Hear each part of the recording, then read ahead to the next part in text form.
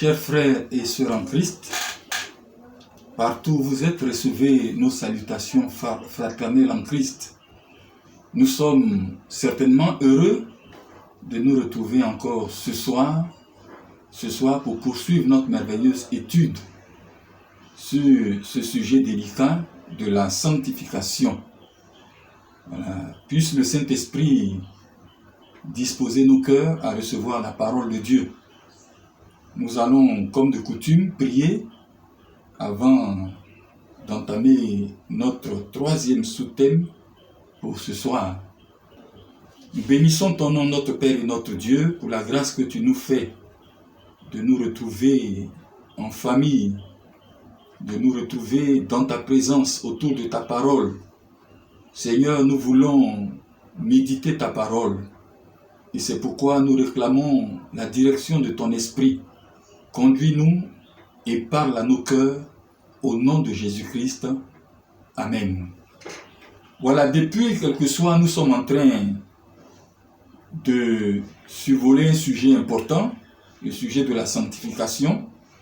Et ce soir, nous abordons le troisième sous-thème qui est les différents domaines d'application de la sanctification. Dans le premier sous-thème, nous avons parlé du combat pour la sanctification.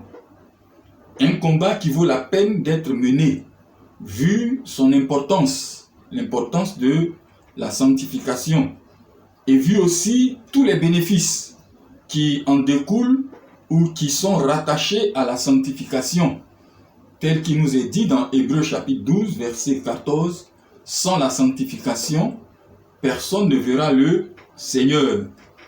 Dans le deuxième sous-thème, il a été question de la définition de la sanctification. Et à cet effet, nous avons vu les deux aspects, les deux volets complémentaires et interdépendants de la sanctification. Le premier aspect, très important, est la sanctification instantanée ou sanctification de position.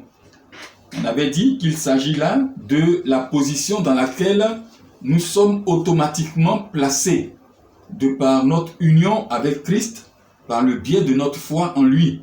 C'est-à-dire qu'en Christ, nous sommes des saints, sanctifiés, des hommes et des femmes mis à part, séparés, mis à part premièrement par Dieu, c'est-à-dire que c'est Dieu le Père qui le fait de par sa volonté souveraine. Cela ne dépend pas de nous en grande partie, mais dépend de la souveraineté de Dieu sur la base de sa miséricorde. Mais aussi mis à part pour Dieu, c'est-à-dire que désormais en Christ, nous sommes dédiés à Dieu, nous sommes consacrés à Dieu, nous appartenons à Dieu. Et le deuxième aspect était donc la sanctification pratique ou progressive. Elle est la conséquence logique de la sanctification instantanée. Et elle concerne notre vie de chaque jour. C'est-à-dire comment allons-nous traduire ou comment allons-nous manifester ou exprimer de façon concrète, de façon pratique et démonstrative notre statut ou notre position d'homme et de femme sanctifiés en Christ, c'est-à-dire mis à part par Dieu et pour Dieu. C'est dans notre vie de chaque jour que nous sommes appelés donc à être saints, à mener une vie de sainteté, à pratiquer la sanctification, c'est-à-dire une vie de séparation d'avec le monde, d'avec ce qui est profane, une vie de séparation d'avec la souillure, une vie de séparation d'avec tout ce qui est impur. Et ce soir, nous allons rapidement voir les différents domaines de notre vie dans lesquels doit s'appliquer cette sanctification pratique et progressive. Bien-aimés, il y a trois domaines d'application de la sanctification dans notre vie. Il y a le domaine de nos pensées, il y a le domaine de nos paroles et il y a le domaine de nos actes. Premier domaine, le domaine de nos pensées. Je voudrais à cet effet vous inviter à lire un texte biblique tiré de la lettre de Paul aux Philippiens, Philippiens chapitre 4, verset 8. Il est écrit au reste, frères, que tout ce qui est vrai, tout ce qui est honorable, tout ce qui est juste, tout ce qui est pur, tout ce qui est aimable, tout ce qui mérite l'approbation, ce qui est vertueux et digne de louange, soit l'objet de vos pensées. Le domaine de nos pensées est un domaine délicat, un domaine sensible et très important. Et la bataille pour la discipline et le contrôle de nos pensées est une bataille qui doit être menée. Nous devons nous battre pour arriver à discipliner nos pensées et à avoir le contrôle de nos pensées. Tout ce que nous disons et tout ce que nous faisons, en un mot, tout ce que nous sommes, découle généralement ou en grande partie de nos pensées. Nos pensées sont donc essentielles. C'est un terrain sensible. C'est un domaine qu'il nous faut contrôler avec le secours du Saint-Esprit. Parce que tout ce que nous sommes émane de nos pensées. Il est dit dans Proverbes, chapitre 4, et je vous invite à lire cela. Proverbes, chapitre 4, verset 23. Le tout premier chapitre. Garde ton cœur plus que toute autre chose, car de lui viennent les sources de la vie. Garde ton cœur plus que toute autre chose, car de lui viennent les sources de la vie. Ici, le cœur, ce n'est pas l'organe musculaire dans notre poitrine, mais il s'agit de notre être intérieur, ce qui concerne nos sentiments, nos désirs, nos pensées et tout cela. Donc, il est question de nos pensées. Garde ton cœur plus que toute autre chose, car de lui viennent les sources de la vie.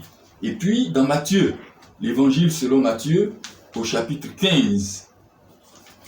Matthieu chapitre 15, du verset 18 au verset 19. Et là, c'est le Seigneur qui parle.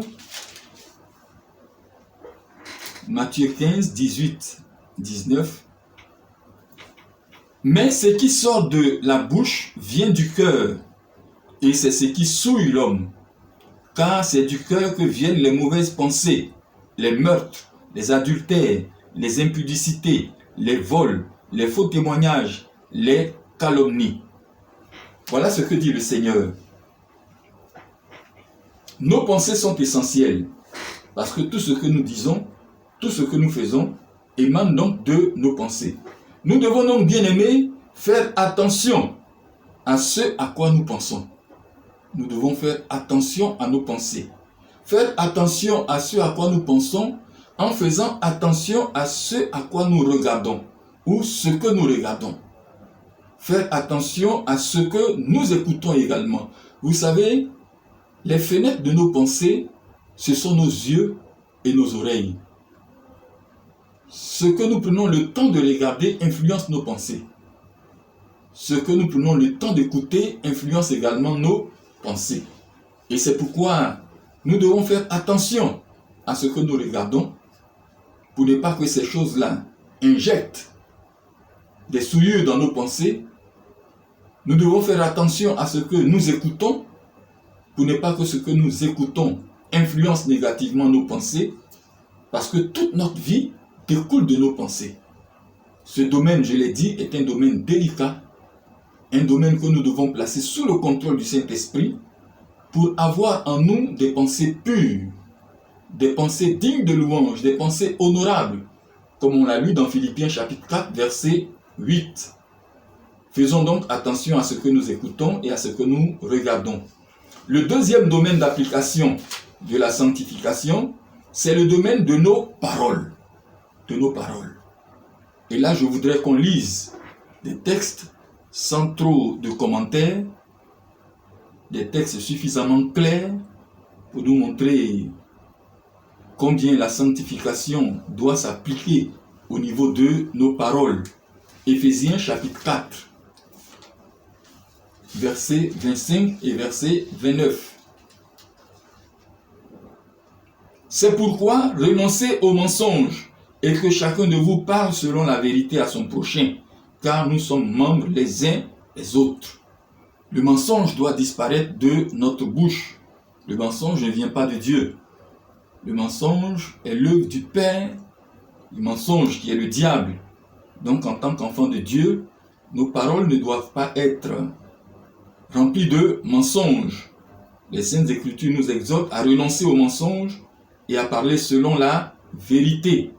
Et au verset 29, du même chapitre 4 de Éphésiens, il est dit « Qu'il ne sorte de votre bouche aucune parole mauvaise, mais s'il y a lieu, quelques bonnes paroles qui servent à l'édification et communiquent une grâce à ceux qui l'entendent. » Voilà, nos paroles doivent faire du bien. Nos paroles ne doivent pas être des paroles de destruction, des paroles mauvaises et méchantes. Et puis, Éphésiens chapitre 5, verset 4. Qu'on n'entende ni paroles déshonnêtes, ni propos insensés, ni plaisanteries, choses qui sont contraires à la bienséance, qu'on entende plutôt des actions de grâce. Voilà, les propos grossiers ne doivent pas sortir de la bouche de l'enfant de Dieu. Des paroles vulgaires. C'est sur nos paroles que nous sommes jugés. Donc nous devons faire attention à ce qui sort de notre bouche. Il est dit ici, si nous parlons, que ce soit des choses qui édifient les autres. Des actions de grâce qui sortent de notre bouche. Et puis enfin, par rapport à nos paroles, le domaine de nos paroles, nous lisons Jacques chapitre 3. Et le texte est un peu long, mais on va prendre le temps de le lire. Jacques chapitre 3, versets 2 à 12. Nous bronchons tous de plusieurs manières. Si quelqu'un ne bronche point en parole, c'est un homme parfait, capable de tenir tout son corps en bride. Si nous mettons les morts dans la bouche des chevaux pour qu'ils nous obéissent, nous dirigeons aussi leur corps tout entier. Voici, même les navires qui sont si grands et que poussent des vents impétueux sont dirigés par un très petit gouvernail au gré du pilote. De même, la langue est un petit membre et elle se vante de grandes choses. Voici comme un petit feu peut embraser une grande forêt. La langue aussi est un feu. C'est le monde de l'iniquité. La langue est placée parmi nos membres, souillant tout le corps et enflammant le cours de la vie, étant elle-même enflammée par la géhenne. Toutes les espèces de bêtes et d'oiseaux, de reptiles et d'animaux marins sont domptés et ont été domptés par la nature humaine. Verset 8. Mais la langue, aucun homme ne peut la dompter. C'est un mal qu'on ne peut réprimer. Elle est pleine d'un venin mortel. Par elle, nous bénissons le Seigneur notre Père et par elle, nous maudissons les hommes faits à l'image de Dieu. De la même bouche sortent la bénédiction et la malédiction. Il ne faut pas, mes frères, qu'il en soit ainsi. La source fait-elle jaillir par la même ouverture l'eau douce et l'eau amère? Un figuier, mes frères, peut-il produire des olives ou une vigne des figues? De l'eau salée ne peut pas non plus produire de l'eau douce. Tout cela pour nous dire de veiller sur nos paroles, ce qui sort de notre bouche. Notre bouche doit être sanctifiée. Nos paroles doivent être sanctifiées pour la gloire de Dieu. Et enfin, le dernier domaine, c'est le domaine de nos actes, c'est-à-dire notre conduite, notre comportement. Nous lisons aussi des textes bibliques en rapport avec ce domaine, la sanctification s'appliquant à ce domaine de nos actes. Éphésiens chapitre 4. Éphésiens chapitre 4, versets 17 à 24.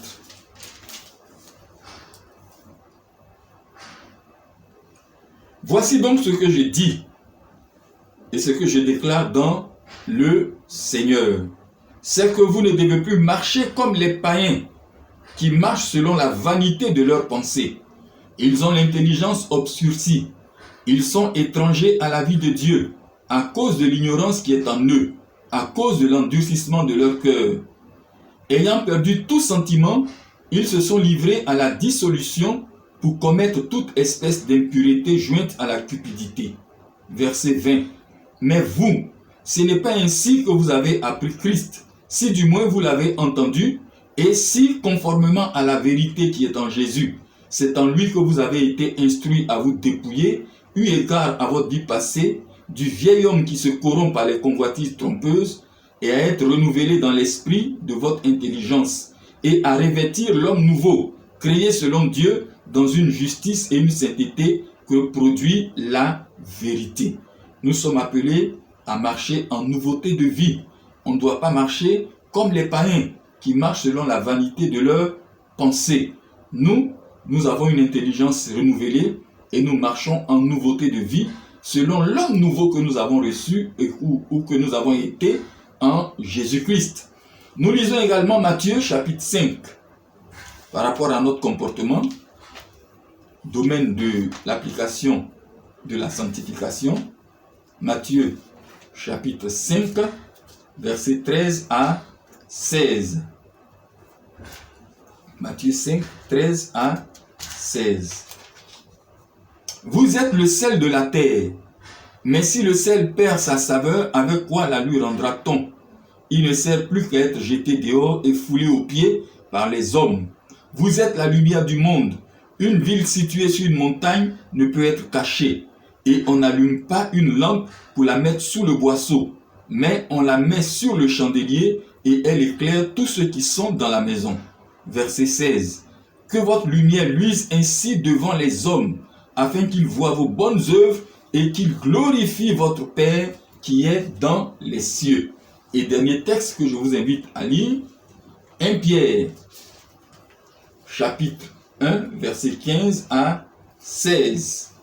Toujours en rapport avec notre comportement, notre conduite, qui est le troisième domaine d'application de la sanctification. 1 Pierre chapitre 1, verset 15 à 16. Mais, puisque celui qui vous a appelé est saint, vous aussi soyez saints dans toute votre conduite. Selon qu'il est écrit, vous serez saints, car je suis saint. Voilà, bien-aimés, la sanctification, surtout dans son second aspect, la sanctification pratique et progressive ne doit pas être une simple vue de l'esprit. Cet aspect de la sanctification concerne notre vie de chaque jour et s'applique à ces différents domaines. Ces différents domaines dans lesquels nous devons exprimer notre vie de sanctification. Le domaine de nos pensées, le domaine de nos paroles et le domaine de notre comportement, nos actes, notre conduite. Nous devons faire la différence en tant qu'enfants de Dieu. Nous devons être des hommes saints, des femmes saintes, parce que nous sommes sanctifiés en Jésus-Christ par Dieu notre Père. Que Dieu vous bénisse. Seigneur, nous te disons merci. Toi qui nous appelles à être saints. Tu nous as mis à part. Seigneur, tu as fait de nous des hommes et des femmes sanctifiés. Et Seigneur, tu attends de nous que dans ce monde, nous puissions refléter ta sainteté au travers de notre vie de chaque jour, dans ces différents domaines que nous venons de voir. Le domaine de nos pensées, le domaine de nos paroles, le domaine de nos actes. Seigneur, toi qui nous as sanctifiés, qui nous donnes ton esprit, permets que, Seigneur, cette sanctification s'applique effectivement dans notre vie. Donne-nous, Seigneur, cette motivation intérieure de pouvoir rechercher la sanctification, de pouvoir vivre une vie de sainteté, Seigneur, pour la gloire de ton nom. Merci pour ta fidélité. Merci d'agir dans nos vies par le Saint-Esprit. Au nom de Jésus-Christ. Amen. Voilà, bien-aimés, après-demain, c'est dimanche. Nous aurons notre culte. Nous voulons rappeler aux uns et aux autres les différents groupes qui ont été constitués.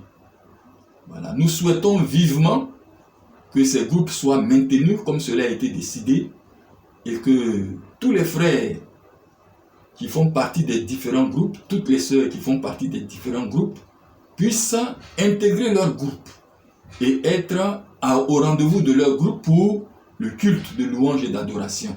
Voilà, nous vous encourageons à le faire. Vous savez, les temps que nous vivons ont pour tendance de nous disperser.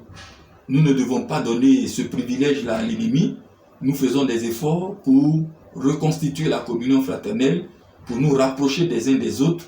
Donc, nous vous invitons à participer au culte dans vos différents groupes. Que Dieu vous bénisse.